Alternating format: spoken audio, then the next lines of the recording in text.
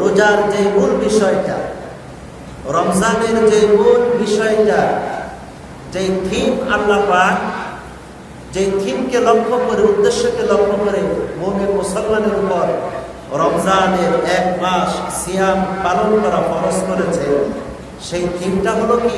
তাকওয়া, আল্লাহর ভয়। নাকি বলে? এই বিষয় নিয়ে আমরা আলোচনা করেছি। মুমিনের জীবনে তাকওয়া অত্যন্ত একটি গুরুত্বপূর্ণ বিষয়। তাকওয়া ছাড়া কোনো মানুষ জান্নাতে যেতে পারবে? পারবে। ঈমানের পরে তাকওয়া দরকার। তাকওয়া ছাড়া সে তার জীবনে রবের সন্তুষ্টি অর্জন করতে পারবে না।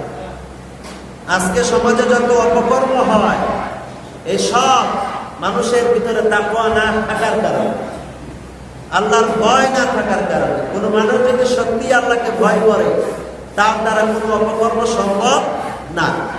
রাতে হোক, দিনে হোক, আধারে হোক, জঙ্গলে হোক, সমুদ্রে হোক, লোকালয়ে হোক, যেখানেই হোক না কেন, যদি আল্লাহর ভয় তার হৃদয়ের ভিতরে থাকে, তাহলে সত্যি তার দ্বারা কোনো অন্যায়, অশ্লীলতা, মানুষের হক, মানুষের অধিকার নষ্ট করা, এটা কোনোদিনই সম্ভব না। এই জন্য আল্লাহ পাক বলেছেন, ইবাদতের মূল উদ্দেশ্যটাই হলো বান্দার মনের ভিতরে, বান্দার হৃদয়ের ভিতরে আল্লাহর ভয় সৃষ্টি করা, তাকওয়া সৃষ্টি করা। কি সৃষ্টি করা? তাকওয়া সৃষ্টি করা। আল্লাহ পাক আমাদেরকে সেই তাকওয়া অর্জন করার তৌফিক দান করুন, বলে আমিন। আজকে আমরা এই শেষ জুমায় অনেকগুলো বিষয় এখানে আজকে আছে, গুরুত্বপূর্ণ অনেকগুলো বিষয় রয়েছে। আমরা আজকে এই শেষ জুমায় আল্লাহ পাক রমজানের ভিতরে কিছু কিছু কাজ আল্লাহ পাক মুমিনের জন্য হালাল করেছেন, বলি সুবহানাল্লাহ। আমরা অনেকে এগুলো জানি না, অনেকেই কি করি না, জানি না। না জানার কারণে সওয়াবের কাজটাকে আমরা গুনার কাজ মনে করি। আমাদের এগুলো জানা দরকার আছে না নাই? শরীয়তের বিধিবিধান প্রত্যেকটা মুসলমান, প্রত্যেকটা নারী, প্রত্যেকটা পুরুষের জানা নৈতিক দায়িত্ব, ফরজ, ফরজে আইন, এগুলো জানতেই হবে। তো সেই সুবাদে আল্লাহ পাক রমজানে কিছু কিছু কাজ শুরুতে হারাম ছিল, পরবর্তী সময়ে আল্লাহ পাক হালাল করে দিয়েছে, বলে আলহামদুলিল্লাহ।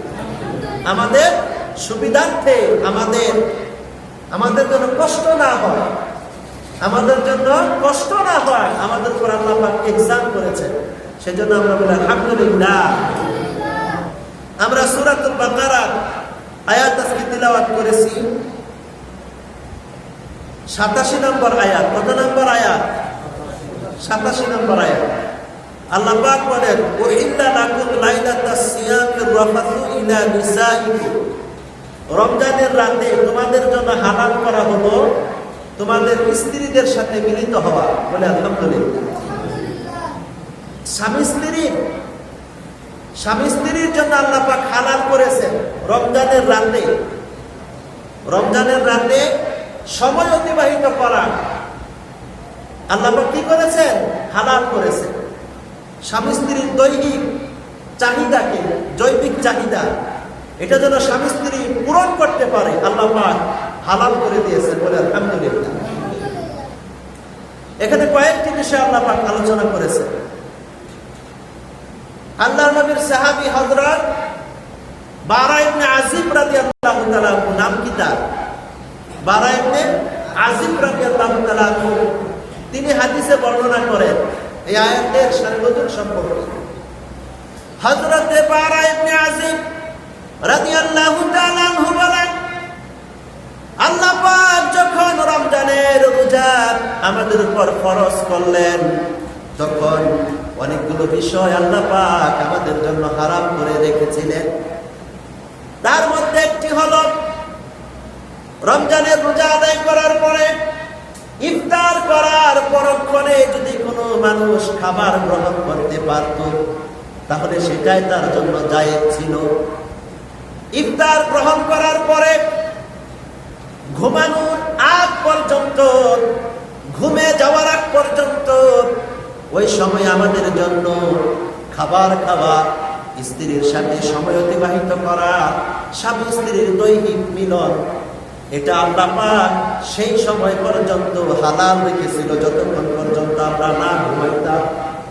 যদি কোনো মানুষ ক্লান্তির কারণে ইফতার করার পরে ঘুমিয়ে যেত, ঘুমিয়ে যাওয়ার সঙ্গে সঙ্গে তার উপরে ওই রাতের খাবার দাবার, স্ত্রীর সাথে সময় অতিবাহিত করা, স্বামী স্ত্রী উভয়ের জন্য আল্লাহ পাক হারাম করে দিতে। ঘুমানোর আগ পর্যন্ত আপনার জন্য, আমাদের জন্য এই কাজগুলো হালাল ছিল। যদি কোনো মানুষ ঘুমিয়ে পড়তেন, ঘুমিয়ে পড়ার সাথে সাথে তার খাবার খাওয়া, স্বামী স্ত্রীর সময়, সব কিছু আল্লাহ পাক ওই সময় থেকে তার জন্য কি হয়ে যেত? হারাম হয়ে যেত। এরকম ভাবে একজন সাহাবী, নাম তার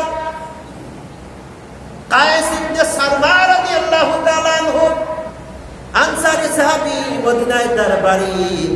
সারাদিন রোজা রেখেছে, প্রচন্ড পরিশ্রম করেছে, কৃষি কাজ করতো আল্লাহর বান্দা, প্রচন্ড পরিশ্রম করেছে। সারাদিন পরিশ্রম করার পরে ইফতার করতে এসেছে বাড়িতে।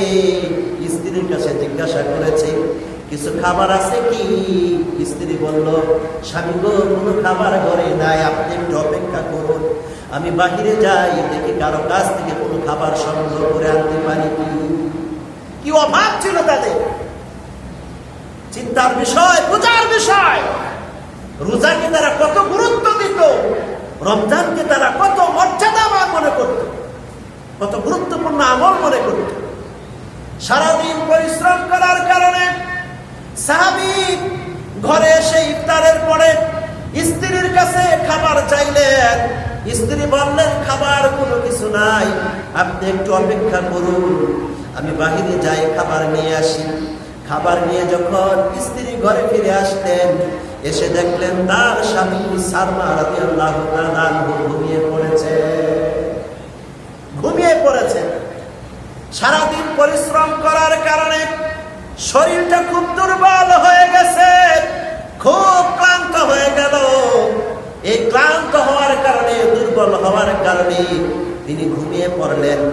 স্ত্রী খুব দুঃখ প্রকাশ করে বললেন, আহারে, তুমি আজকেও খাবার খেতে পারলে না, বঞ্চিত হলে। আজ সারাদিন সিয়াম পালন করেছো, ক্ষেত খামারে কাজ করেছো, কঠিন পরিশ্রম করেছো, কোনো খাবার খেতে পারলে না, আবার আগামীকালের সারাদিন তোমাকে উপোস থাকতে হবে। হযরতে বারা ইবনে আযিব রাদিয়াল্লাহু তাআলা আনহু বর্ণনা করেন, ওই সাহাবী না খেয়ে রোজা রাখলেন, ইফতার করলেন, সাহারিও খেতে পারলেন না। না খেয়ে রোজা রাখার কারণে তার শরীরটা খুব দুর্বল ছিল।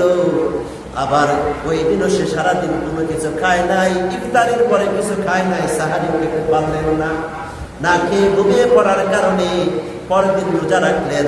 এই রোজা রাখার কারণে, সিয়াম পালন করার কারণে, যেহেতু আগে থেকেই তার শরীর দুর্বল, আরো দুর্বল হয়ে গেল। এই দুর্বলতার কারণে দুপুর বেলায় তিনি জ্ঞান হারালেন, অজ্ঞান হয়ে গেলেন। জ্ঞান হারায়া মাটিতে লুটিয়ে পড়লেন।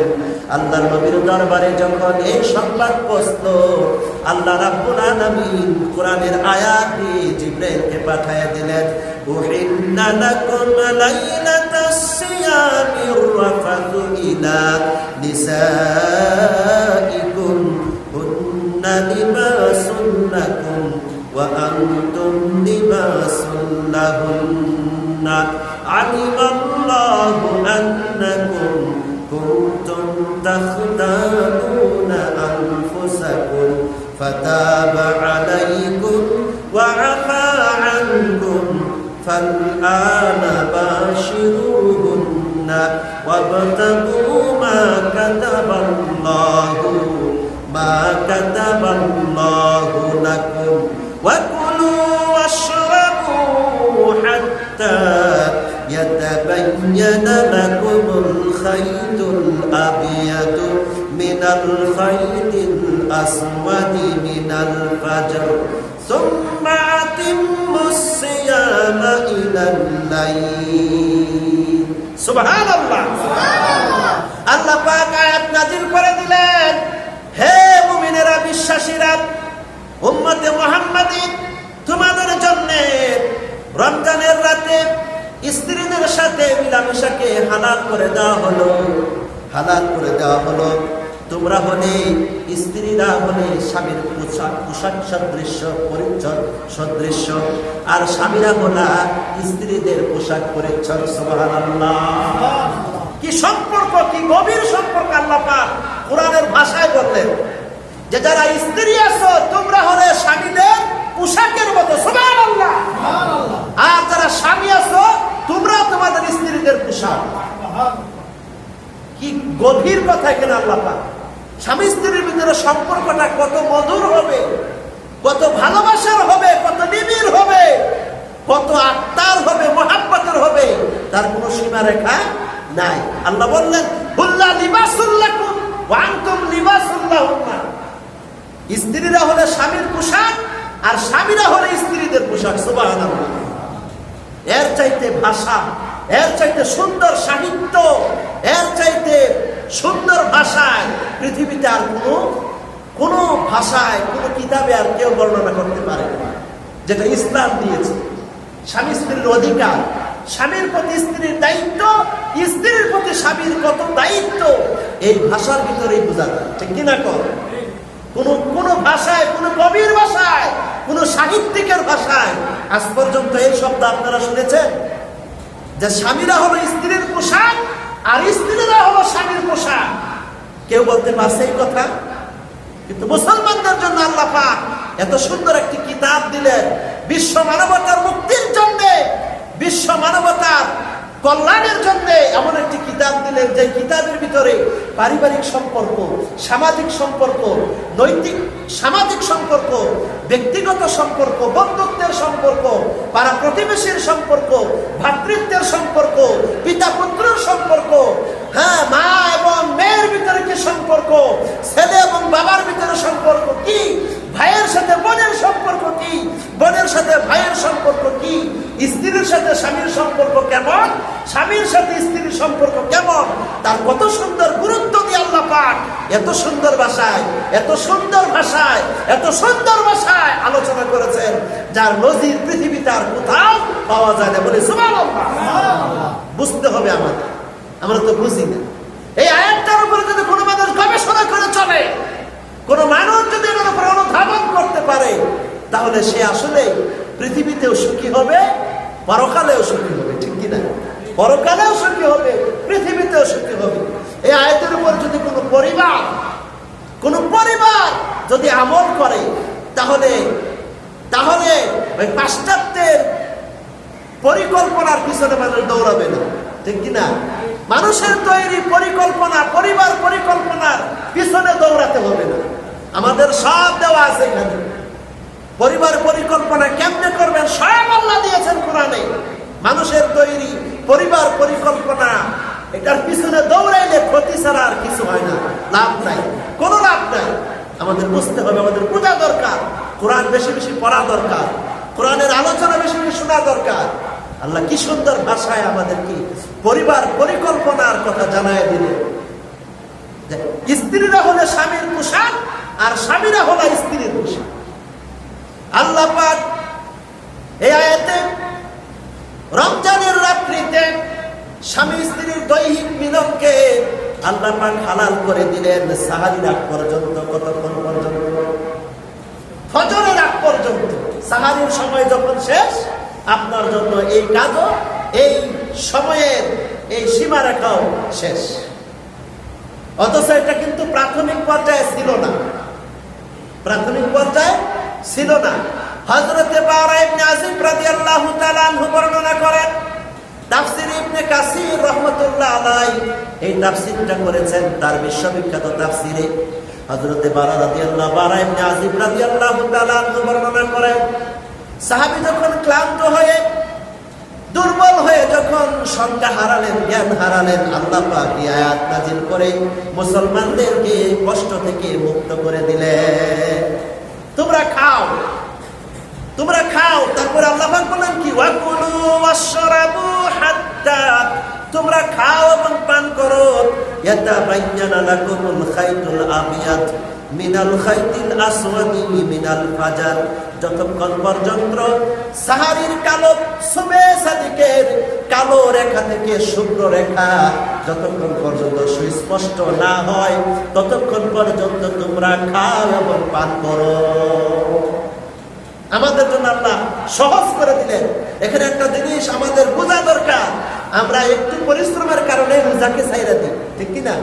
রোজা আমরা ছেড়ে দেই একটু পরিশ্রমের কারণে, একটু পরিশ্রম করার কারণে আমরা অজুহাত দিয়ে আমরা রোজা ছেড়ে দেই। অথচ দেখেন সাহাবা কেরামের জীবনীতে সারাদিন কাজ করলো, কঠোর পরিশ্রম করলো, রোদে থাকলো, খাবার ঘরে নাই, আসলো ইফতারি করার পরে কোনো খাবার নাই, না খেয়ে ঘুমিয়ে গেলেন, তারপরে রোজা ছাড়লেন না, পরদিন আবার রোজা আদায় করলেন। শরীর অত্যন্ত দুর্বল হওয়ার কারণে জ্ঞান হারিয়ে ফেললেন। কি ছিল তাদের মহাব্বত রমজানের প্রতি, রোজার প্রতি, আল্লাহর আদেশ পালনের প্রতি তাদের কি আগ্রহ ছিল, কি মনোবাসনা ছিল। আর আমাদের কি হলো আজকে? আমাদের কি অবস্থাটা হলো? পালন করলাম না, হেলায় হেলায় আমরা রোজাকে ছেড়ে দিলাম, হেলায় হেলায় আমরা রোজাকে নষ্ট করলাম।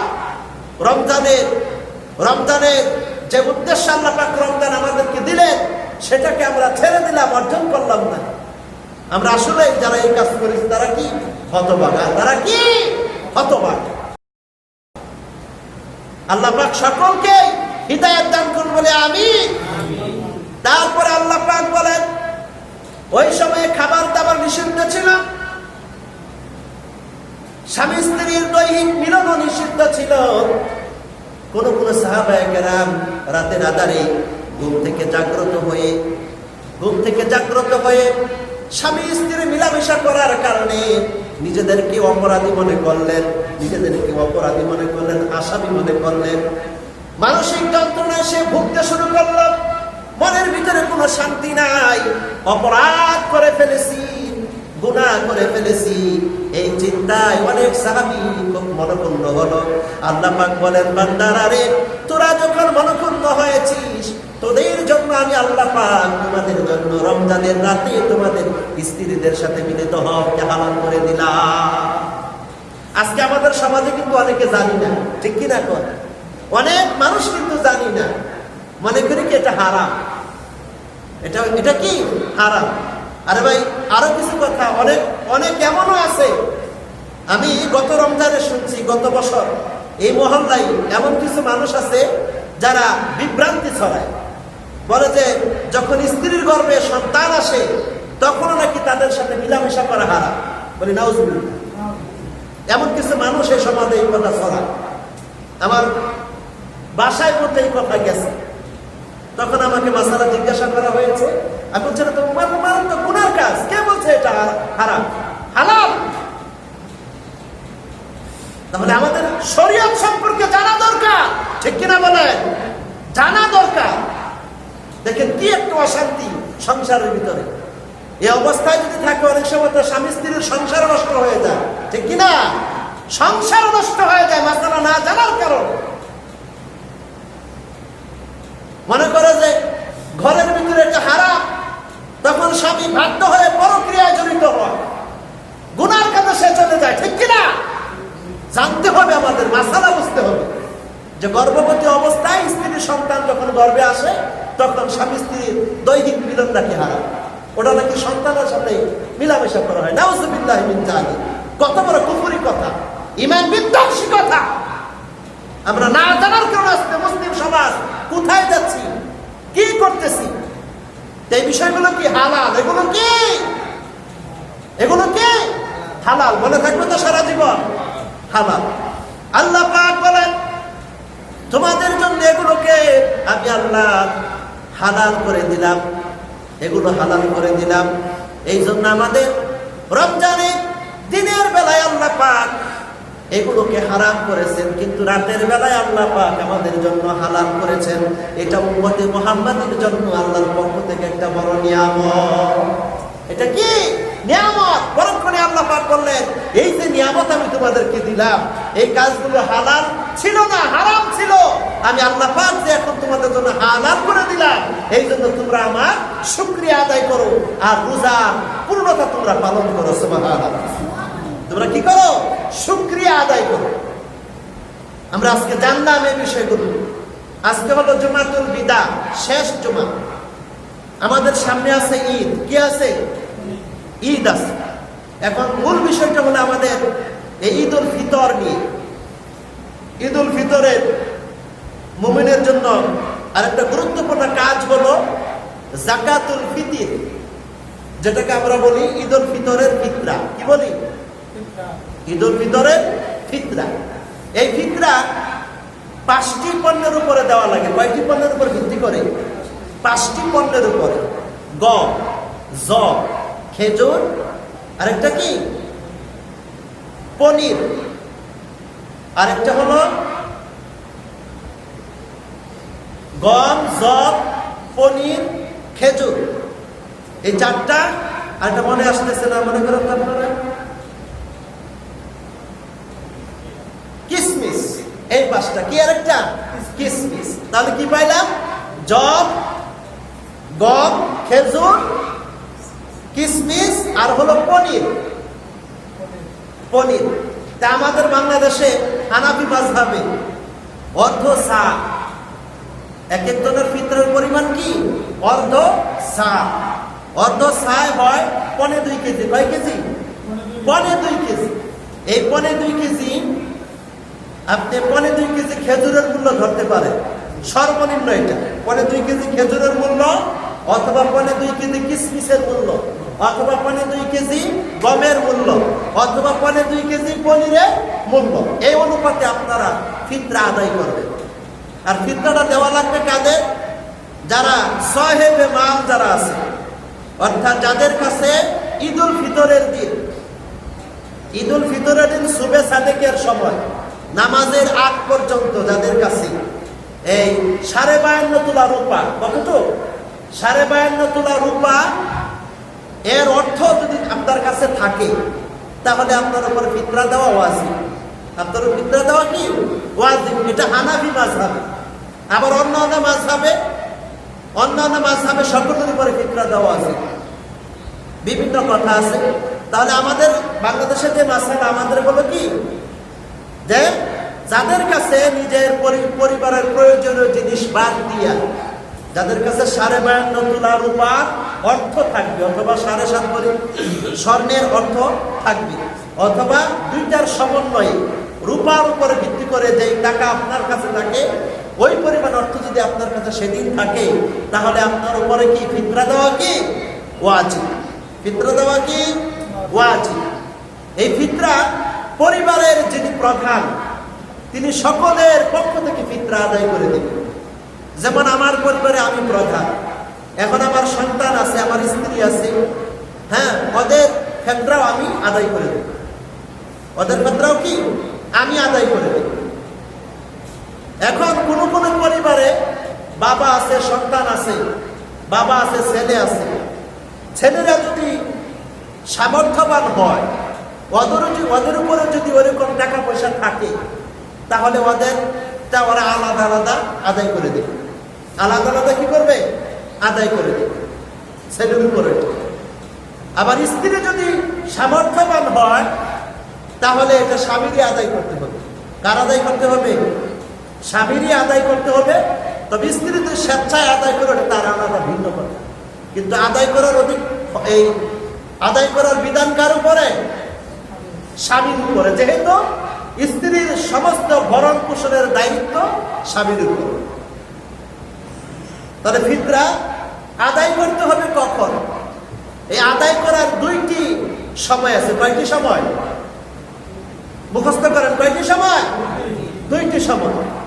একটি হলো সালাতে বের হওয়ার আগে, ঈদ উল ফিতরের নামাজ আদায়ের আগে।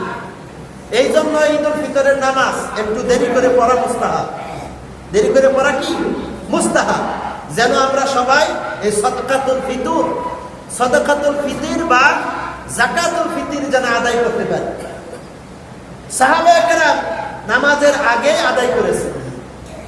নামাজের স্থানে যাওয়ার আগে যাকাতুল ফিতর আদায় করতে হবে। আবার যাকাতুল ফিতর আপনি ঈদের 1-2 দিন আগেও দিতে পারেন। বুখারী শরীফে এসেছে আব্দুল্লাহ ইবনে উমর রাদিয়াল্লাহু তাআলা আনহু তিনি 1-2 দিন আগে আদায় করতেন। এটা আবার ইখতিলাফি মাসাইল, অনেকে বলছেন আদায় করলে ভালো, কেউ বলছেন আদায় না করলে ভালো।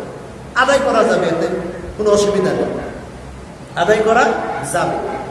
নামাজের আগে অথবা ঈদের 1-2 দিন আগে আপনি আদায় করে দিবেন। তবে ফিতরাটা এবার নির্ধারণ করা হয়েছে সর্বনিম্ন মূল্য হলো 70 টাকা। কত টাকা? 70 টাকা। কিন্তু 70 টাকার ভিতরে আপনারা সীমাবদ্ধ থাকবেন, একটু বেশি দেওয়ার চেষ্টা করবেন। কি করবেন? একটু বেশি দেওয়ার চেষ্টা করবেন। যারা আমরা রোজা রাখছি, ইফতার করছি খেজুর দিয়া, আমরা যদি চেষ্টা করি খেজুরের মূল্য ধরে 3 কেজি খেজুর অথবা 3.5 কেজি খেজুরের মূল্য অথবা 2 কেজি খেজুরের মূল্য ধরে যদি আমরা ফিতরা দেই, আমরা তো চেষ্টা করলে পাই। যাদের পরিবারের লোকজনের সংখ্যা কম, যাদের টাকা পয়সার পরিমাণ বেশি আছে, আল্লাহ আপনাকে বেশি টাকা পয়সা দিয়েছে, আপনি আল্লাহর প্রতি বেশি ব্যয় করেন, ঠিক কিনা? বেশি সওয়াব পাবেন। এই জন্যে যত বেশি দেওয়া যায়, তত বেশি সওয়াব। আর ফিতরাটা কেন? ফিতরাটা হলো আপনি যে 1 মাস, দীর্ঘ 1 মাস রোজা আদায় করলেন, সিয়াম পালন করলেন, এই সিয়ামের ভিতরে অনেক ত্রুটি বিচ্যুতি হয়েছে, ঠিক কিনা? আল্লাহ পাক কত মেহেরবান, আল্লাহ পাক আমাদের কত মেহেরবান, আমাদের আমলগুলো যেন ঘাটতি পূরণ হয় সেই জন্য আল্লাহ পাক ব্যবস্থা রেখেছেন, বলে সুবহানাল্লাহ। আপনি ফরজ নামাজ আদায় করেন, ফরজ নামাজের ঘাটতি কিয়ামতের ময়দানে যদি আপনার ফরজ নামাজে ত্রুটি থাকে, ভুল ভ্রান্তি থাকে ছোট ছোট, তাহলে আল্লাহ পাক আপনার নফল নামাজগুলো দেখার জন্য অর্ডার করেন। সেই নফল নামাজগুলোর দ্বারা আপনার সেই ফরজ ইবাদতের ভুলগুলো, ত্রুটি বিচ্যুতিগুলো আল্লাহ পাক মিটিয়ে দেবেন, সুবহানাল্লাহ। এরকম ভাবে আমরা যে রোজা রাখছি, এই রোজা আমাদের রোজার ভিতরে ভুল হয়েছে, অনেক ত্রুটি হয়েছে, আমরা গুনার কাজ করেছি, ছোট ছোট মিথ্যা কথা বলছি, পরের গীবত শিকায়ত করছি, নিজের অজান্তে এগুলা করছি, হারাম বিষয়ের দিকে আমরা দৃষ্টি দিছি, তাকাইছি, এগুলো হয়েছে না? হয়েছে। এগুলো যেন আমাদের রোজার ত্রুটি বিচ্যুতিগুলো যেন মাফ হয়ে যায়, রোজাগুলো যেন সুন্দর হয়ে যায়, হৃষ্টপুষ্ট হয়ে যায়, এই জন্য আল্লাহ পাক, আল্লাহ রাসূল সাল্লাল্লাহু আলাইহি সাল্লাম সাদাকাতুল ফিতর আমাদের উপরে ওয়াজিব করেছে। এই জন্য আমরা রোজার পরিশুদ্ধতার জন্য আমরা সাদকাতুল ফিতর আদায় করি, সাদকাতুল ফিতর আদায় করি। এখন এই সাদকাতুল ফিতর দিবেন কাকে? যারা যাকাত পাওয়ার যোগ্য তারাই ফিতরা পাওয়ার যোগ্য। যারা যাকাত পাওয়ার যোগ্য তারাই কি ফিতরা পাওয়ার যোগ্য, তাদেরকে ফিতরা দিতে হবে। আবার আমাদের সমাজে এমন আছে যে আমরা শুধু একজনকেই বারবার প্রতি বছর ফিতরা দেই, বা একজনকে প্রতি বছর যাকাত দেই। আপনার খোঁজ নেওয়া দরকার যে ওই ব্যক্তি ফিতরার উপযুক্ত আছে কিনা। এমনও তো হইতে পারে তাকে আল্লাহ পাক অর্থ দিয়ে দিয়েছেন, সম্পদ দিয়ে দিয়েছেন, তার সম্পদ হয়ে গেছে। সমাজে এমনও ফকির পাওয়া যায়, মিসকিন পাওয়া যায়, ভিক্ষা করতে করতে দোতলার মালিক হয়ে গেছে, আছে না নাই? হ্যাঁ, সেও কিন্তু ফিতরার জন্য বাড়ি বাড়ি দৌড়ায়। এগুলো আমাদের বিশ্লেষণ করা দরকার, যাচাই বাছাই করা দরকার, যাচাই বাছাই করে দেওয়া দরকার। তাহলে আমরা এই ক্ষেত্রে আমরা একটু সাবধানতা অবলম্বন করব। যারা সমাজের ভিতরে প্রতি বছর যাকে দেয় তাকে দেওয়া লাগবে এমন না, তার চাইতে তো গরিব থাকতে পারে, আমরা সেগুলো দেখে দেখে দিব। আল্লাহ পাক সকলকে সাদাকাতুল ফিতর সুন্দরভাবে আদায় করার তৌফিক দান করুন, বলি আমিন। আরেকটা মাসালা হলো যে সাদাকাতুল ফিতর ছোট্ট বাচ্চাদের পক্ষ থেকে বাবাকে আদায় করতে হবে। যদি সে ওই দিন ঈদুল ফিতরের নামাজের আগে শুধু সে জন্মগ্রহণ করে, কখন? নামাজের আগে যদি জন্মগ্রহণ করে, তাহলে সেই সন্তানের উপরে সাদকাতুল ফিতর সেই সন্তানের পক্ষ হয়ে আদায় করা বাবার উপরে ওয়াজিব, বাবার উপরে ওয়াজিব। আর যদি সে মারা যায় তাহলে তার সাদকাতুল ফিতর দেওয়া লাগবে, সাদকাতুল ফিতর দেওয়া লাগবে না। আল্লাহ পাক সকলকে সহি সালামতে থাকার তৌফিক দান করুন, বলে আমি।